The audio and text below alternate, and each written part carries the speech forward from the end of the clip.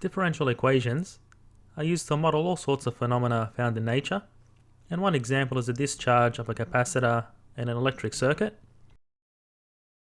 The other is some structure subjected to a blast.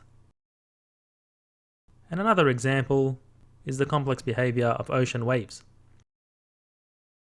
And here we'll focus on first order differential equations, which basically relate the function and its first order derivative. So in this case, Q, the discharge of a capacitor, is a function of time. And we'll demonstrate solution methods to solve first order differential equations as we go. And note that differential equations can also be used to model the growth of a deposit, the rate at which the reactants and products are consumed and produced in a chemical reaction, and so on. And we'll also see that in several examples.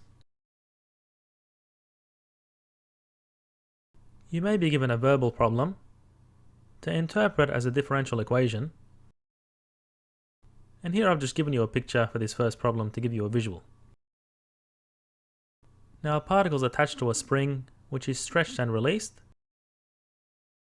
So as you can imagine, if you grab this block and pull it to the right, you're going to stretch that spring. And then when you release the block, it's just going to oscillate back and forth. Now the particle's acceleration is proportional to its position, and the constant of proportionality is minus omega n squared. And we're asked to write the differential equation that models this situation. Well, in the horizontal direction, the particle's acceleration is the second derivative of its position with respect to time. And that's proportional to its position, and the constant of proportionality is minus omega n squared. And here the position x is a function of time. And this is our differential equation that models this situation, which you may recognize if you're taking physics.